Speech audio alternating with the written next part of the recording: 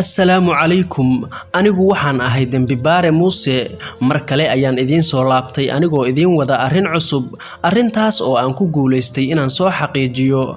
Haddaba ina keena si aan idinkugu faahfaahiyo qadiyadda. Waxaa halkan ku noolaan jiray lamaane ku jira nolol degan. Waxaa u joogay wiil lagu magacaabo Amiin, kaas oo dhigta dugsiga dhexe. Laakiin noloshoodii deganeed ma sii waarin. Maxaa yeelay waxaa la waayay wiilkoodii Amiin. Gurigana kuma uusan soo laaban.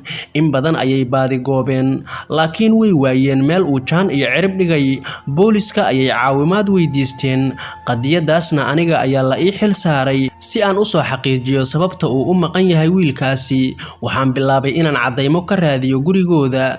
Kadibna waxaan la sheekaystay Amiin saaxiibadiis, laakiin ma aanan helin wax cadeyn ah oo i tusaya qofka uu gacantiisa ku maqan yahay. Waxaan aaday dhanka guriga Amiin. Labadiisa waalid ayaana ku iri, waa inaad nagu caawisaan baaritaanka oo ka fikira haddii ay jiraan dad ay cadaawad idinka dhaxayso. Amiin aabihiis ayaa yiri, ma lihin wax cadow ah. Kadibna hooyadiis ayaa tiri, wiilkaygu wuxuu ahaa wiil ku wanaagsan waxbarashadiisa, dadka oo dhanna way jecel yihiin. Waxaan ku iri, muhiimaddu waxay tahay haddii aad soo xasuusataan ama aad ku soo baraarugtaan wax uun haba yaraatee, waa inaad ii soo sheegtaan. Baaritaanka ayay naga caawinaysaa arrintaasi. Maalmo kadib waxaan helnay qaybo ka mid ah jirka cunug yar oo lagu riday jawaan madow, kaas oo lagu soo tuuray wadada dhexdeeda. Laakiin ma aanan aqoonsan cidda uu yahay cunugaasi. Si kasta oo aan ugu sameynay baaritaanada lagama maarmaanka ah, ayadoo ay taasi jirtana, Amiin aabihiis wuxuu janaaso u sameeyay wiilkiisa. Waxaana janaasadaas ka soo qayb galay dariska iyo qaraabada. Xilli Amiin hooyadiis iyo dadkii la joogayba ay ooynayaan, ayaa waxaa u timid walaasheed waxayna ku tiri, fiiri abbaayo halkaas, dumarkaas dhexdiisa eeg, ma waysan gabadhaas xijaaban ahayn Amiin macallimadiisii. Amiin hooyadiis ayaa ku tiri, haa waa ayada, waxayna Amiin u dhigi jirtay luqadda Faransiiska, laakiin maxaad ii weydiinaysaa? Waxay ku tiri, haa ayadu sida caadadeeda ahba xijaab ma qaadato, laakiin fiiri hadda. Amiin hooyadiis ayaa ku tiri, waxaa laga yaabaa inay sidaas u samaysay janaasada darteed, ee ha iloobin midaasna, wuxuu ahaay ardaygeeda, waxayna u dhigi jirtay casharo khaas ah, asaguna aad ayuu u jeclaa ayada, waana hubaal inay ku saamowday geeridiisa. Waxay ku tiri, maya uma malaynayo sidaas, oo xitaa waxay sidataa galoofiska gacmaha la gashto, taasina waa arrin la yaab leh. Amiin hooyadiis ayaa ku tiri, hadda ma joogno waqti aan fiirfiirino dadka janaasada ka soo qayb galay, qalbigayguna wuxuu la gubanayaa geerida wiilkayga. Galabkii markii ay janaasadu dhammaatay ayuu Amiin aabihii soo galay gurigiisa, waxayna u sheegeen arrintii ay ka wada hadleen intii ay janaasadu socotay. Waxaana xaaskiisu u sheegtay arrinta macallimadda. Aad ayuuna ula yaabay arrintaas, laakiin waxba ma uusan dhihin. Maalintii xigtayba Amiin aabihiis ayaa soo aaday saldhigga booliska, wuxuuna sarkaalka u sheegay arrinta macallimadda. Sarkaalkii ayaa yiri, laakiin taasi waa arrin caadi ah, badanaa xilliga janaasada dumarku waxay qaataan xijaabka. Wuxuu ku yiri, waxaan rajaynayaa inaad arrintaasi si dhaba u wajahdaan, maxaa yeelay waxay qaadan jirtay sarwaal iyo goono gaaban, balse qaadashadeeda galoofisku waa arrin la yaab leh. Sarkaalkii ayaa isoo gaarsiiyey dacwada Amiin aabihiis ee ku aadan macallimadda, taas oo timid xilligii janaasada. Waxaan watay 2 askari oo boolis ah iyo gabar askariyad boolis ah. Annagoo saaran gaarigii booliska ayaana aadnay gurigii macallimadda. Markii aan tagnay ayaan albaabka garaacnay, laakiin nagama aysan furin. Albaabkii ayaan mar kale garaacnay, aad ayay u soo daahday ilaa ay ugu dambeyn naga furtay albaabka. Markii ay albaabka furtay, saa waxayba ku labisan tahay xijaab iyo sigisaanta gacmaha la gashto, waaba sidii ay horay ugu sifeeyeen. Waxaan ku iri, soo dhawow Marwo Fartuun.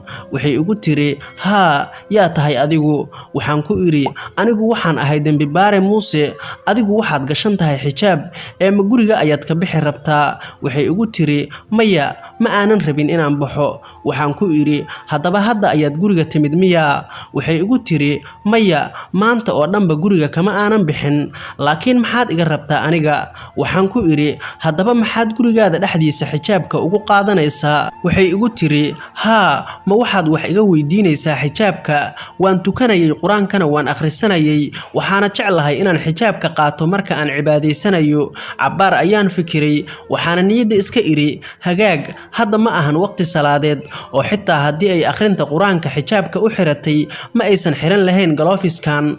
Gabadhii askariyadda ahayd ayaan ka dalbaday inay qolkeeda gasho, xijaabkana ay ka bixiso, oo ay ii sheegto haddii ay aragto wax shaki abuuri kara, halka labadii askarina aan u diray inay soo baaraan qolalka kale. Balse waxyar kadib waxaa ii yeertay gabadhii askariyadda ahayd, waxayna igu tiri, mudane dembi baare, fiiri halkan, waxaan u malaynayaa inaan arrin la yaab leh arkaye. Qolkii ayaan galay, waxaana kadis ugu noqotay aragtida Marwo Fartuun, taas oo laga bixiyay xijaabkii. Dhaawacyo badan ayaa gacanta iyo qoorta uga yaalay, waxaana ku iri, waa maxay waxaan? Waxay igu tiri, waxaa igu dhigtay bisad dagaalyahan ah, anigu waxaan jeclahay bisadaha iyo inaan cunto siiyo, laakiin bisadan dagaalyahanka ah ayaa si kadis ah ii soo weerartay. Waxaan ku iri, laakiin waxaan waa dhaawacyo ay geysteen cijiyo bani aadam, mana ahan bisad.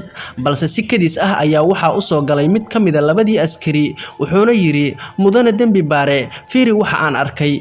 Waxaan ku iri, waa maxay waxa aad aragtay ii sheeg?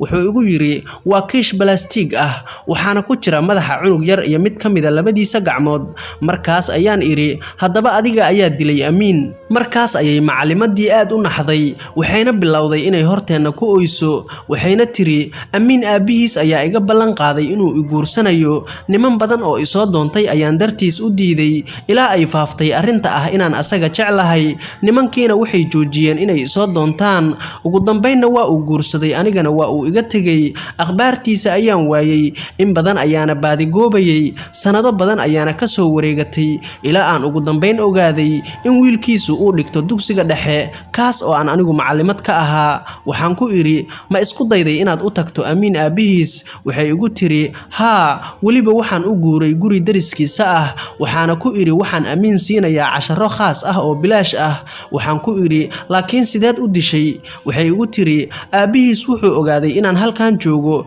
wuxuuna ila muuqday qof aan i garanayn. Waxaan labada waalid ee Amiin ka kasbaday kalsooni, kadibna waxaan ku iri, kadibna waa dishay soo maahan, laakiin sideed u dishay?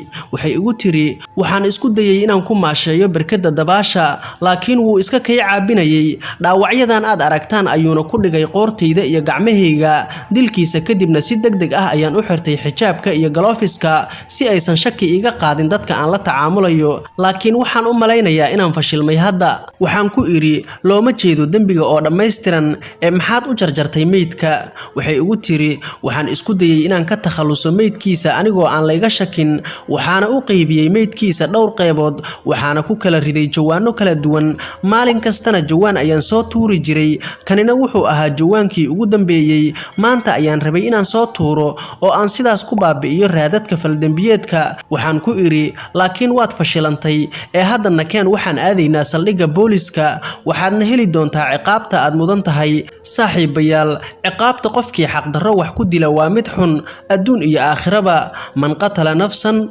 fakaannamaa qatala annaasa jamiica. Saaxiibayaal, taasi waxay ahayd qadiyadii aan idiin sheegi rabay, laakiin ma noqon doonto midii ugu dambeysay ee aan idinkaga sheekaynayo. Muuqaalka midkan ku xigana wuxuu noqon doonaa qadiyad kale oo ka yaab badan midaan, laakiin hee, ka digtoonaada inaad magacayga ilowdaan, ilaan waxaan idinla wadaagay hadda ka hor. Tani waa qisadayda qaybtii 8aad oo magacaygu waa Muuse. Qisadaanna halkan ayay ku eg tahay, ee tan iyo kulanti dambe.